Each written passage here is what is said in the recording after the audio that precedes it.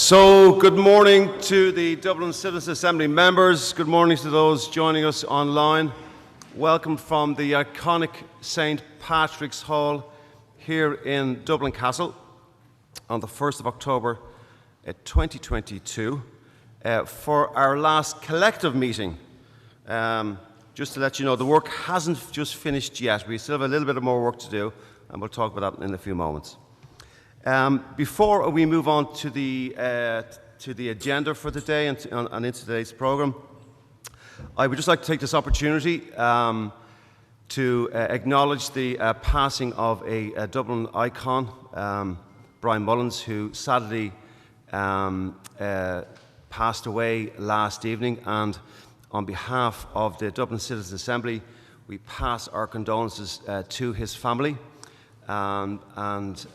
Brian was an iconic figure in Dublin, not only for the Dublin football team, but also for University College Dublin and for all the students who came across Brian.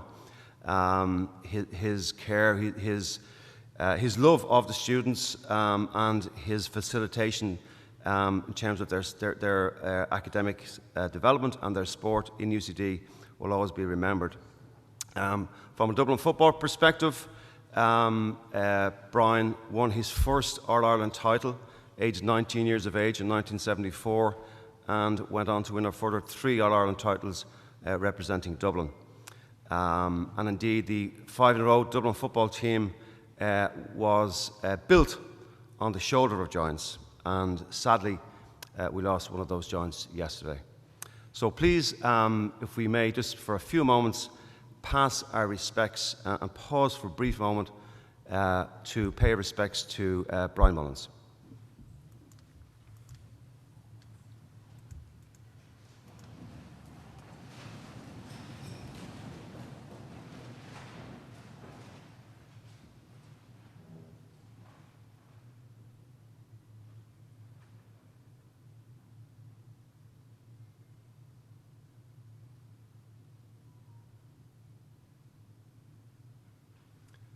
Arreste Gray Adam.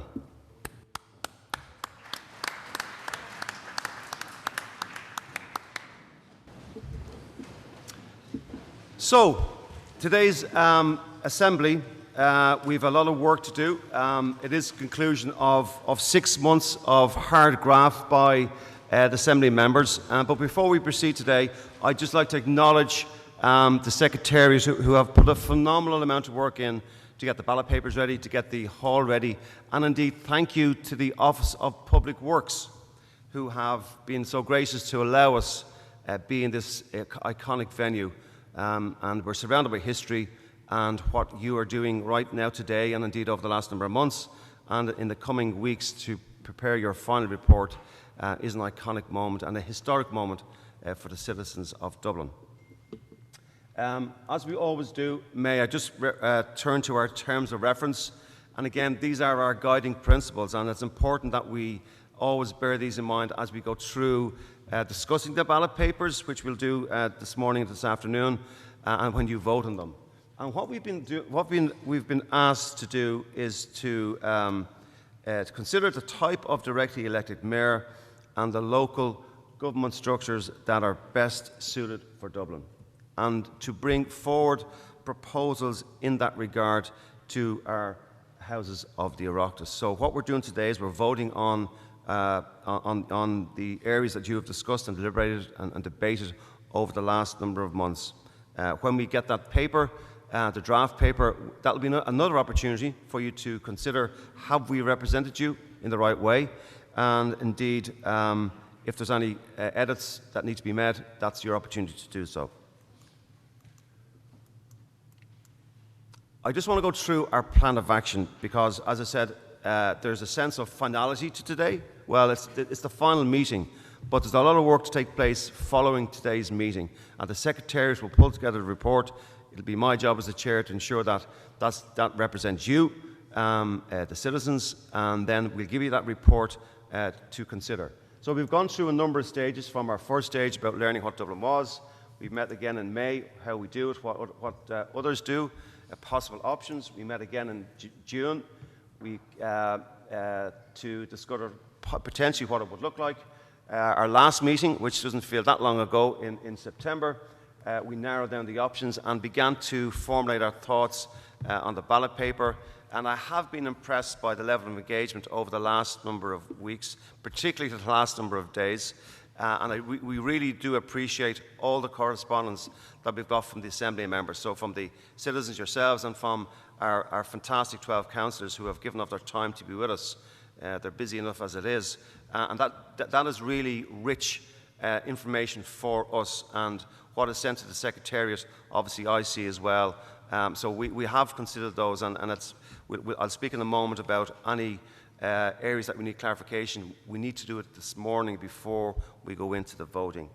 So today's Assembly is all about agreeing and voting on the ballot paper. And then, as I said, the last stage is at the very top. We hope to be in a position to present the paper, the final report, to the House of Directors before December. So we're given 8 months to get our work done, and then 9 months to have the report in. We'll get it in on time, and thereafter it'll be my role really to ensure as best I can that our elected representatives pay due diligence and attention to the work you have done and report back to us in a timely manner in terms of their interpretation of your recommendations. I'm quickly going to run through this slide. We spoke about the last day, but again, I just want to maybe allay fears that potentially could be there, that everything stops and we're voting on legislation today. What we're doing is we're making recommendations. We're part of a process, and a very important part, and we're the foundation stone that the directly elected mayor, when it does happen, we all hope, it'll be built on your foundation. But we're not writing legislation, and that's the first part that I wanted to say. Because there is a government response, as I mentioned, to your report. That might be a combined joint committee of senators and TDs. There'll be a process of drafting the legislation, and then it'll be voted upon by both houses, and eventually then we would hope to see it finally pushing through and getting to the stage where it's been enacted. So that is a very quick jog through. We spoke about it in detail at our last meeting, but I just wanted to re-emphasise our part in that process. It doesn't end today, it's the foundation.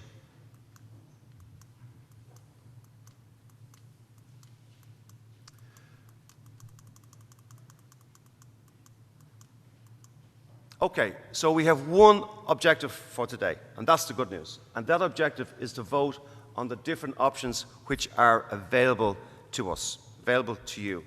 And the important point that I want to make is the ballot is your paper. It's based on your discussions, and you own it. So you'll see in today's programme, following my introduction and my explanation of the ballot papers, that you're going to go into a round table discussion with your facilitators. And it's important that there's absolute clarity upon what you're voting on. If you're not happy with it, and we've got some feedback and we've adjusted the ballot papers over the last number of days, but if there are areas that you need clarification on, or you've got suggestions, come back to us with solutions rather than problems. And then if we believe that we need to get a show of hands and consider them, I will ask for a show of hands if we need to amend the ballot papers. But this is your opportunity. It's your ballot paper. I don't own it. The Secretariat don't own it. The EAG don't own it. You own it. So we need to make sure we've got 100% clarity on what you're voting upon. And if you need to make any amendments, let's do that. We also have the Q&A. We've got Bree, Derek, and indeed Jane with us to answer any of the questions you might have, and Art myself can help as well. So they will be walking around the tables, and please use them as best you can. So the plan is that we will go through the explanation of the papers shortly. We'll do a roundtable discussion. We'll do a question and answer.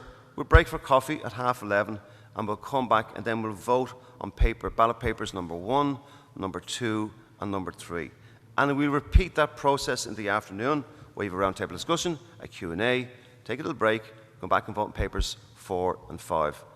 And then we'll come back and we'll show give you back the results, and that will conclude the formalities for today. And as I said, that then the real work begins in terms of bringing the report together. So I have James, who's assisting us today with the slide deck and with the presentation. So James, could we just please move to ballot paper number 1? And you can see it on the screen there. It's very small. I'm only going to very briefly talk about it because your facilitators are now going to go into detail on ballot papers number 1, number 2, and number 3. So I'm just going to talk at a high level about the 5 ballot papers.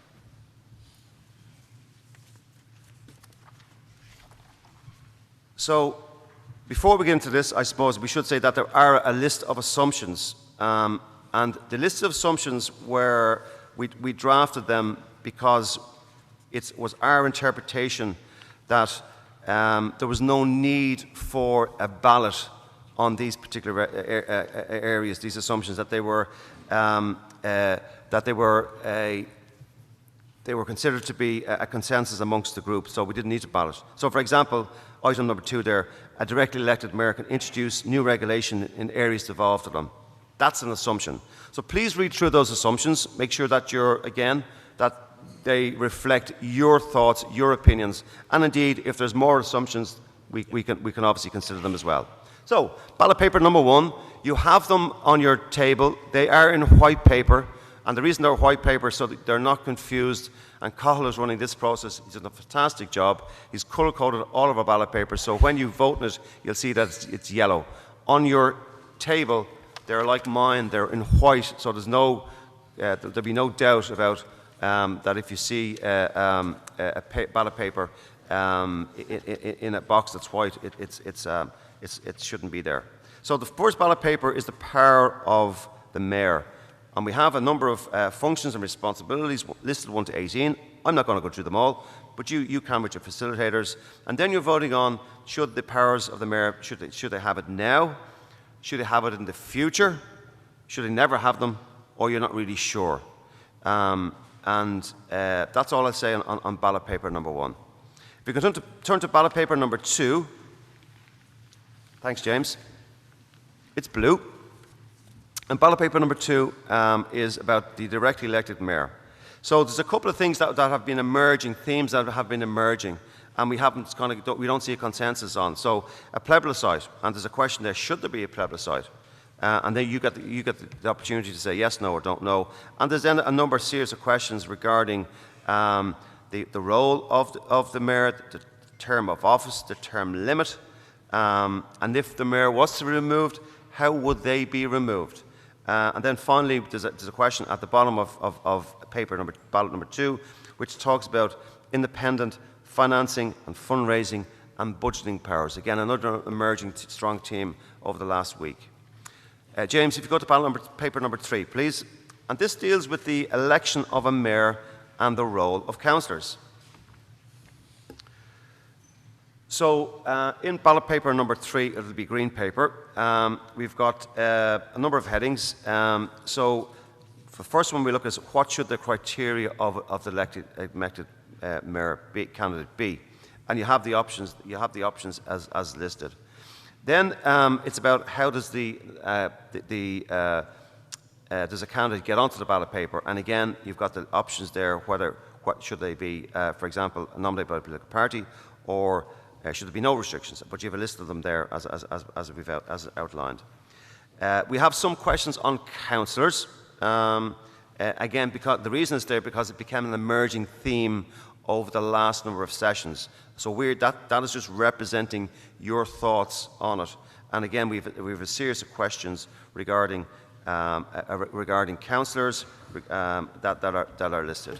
So now, then on to ballot paper number 4, please. And there's 2 parts. We do ballot paper 4 in the afternoon. Okay, so yeah, well, let's not maybe overload you too much. So that's ballot paper number 1, number 2, and number 3. So again, may I reiterate the point that if you want to make, or you think that there should be some final adjustments to the ballot paper, They're printed, but we can make fine adjustments and we can print them off again. But you need to come back to me with not a problem. I want you to come back, if there is an issue with it, come back to me with a solution. And if I believe then there needs to be a show of hands to amend the paper through the Secretariat and myself, we will do that.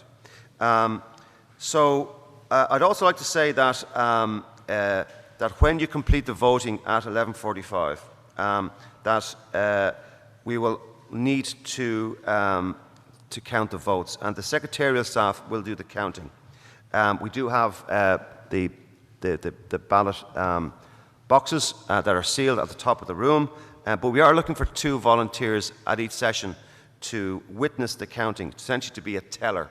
A teller, as Art explained to me, is somebody who witnesses and validates the counting process. So we would like to get 2 volunteers, not now, but maybe the Secretariat, if you want to identify yourself, to the Secretariat, to Lorraine during the course of this morning. So we need 2 tellers in the morning for the first ballot paper, number 1, number 2, number 3. Your lunch will be interrupted, but we'll have a sandwich for you. And in the afternoon, we'd like another 2 tellers just to validate the process. So that would be much appreciated. Okay, so that's it from me. It's 9:30. Anything else, Art? No, they have an hour now. We're good to go. Yeah. So over to you for an hour. For those online, thanks for joining us. Please come back at 10:30. Thank you. Good morning.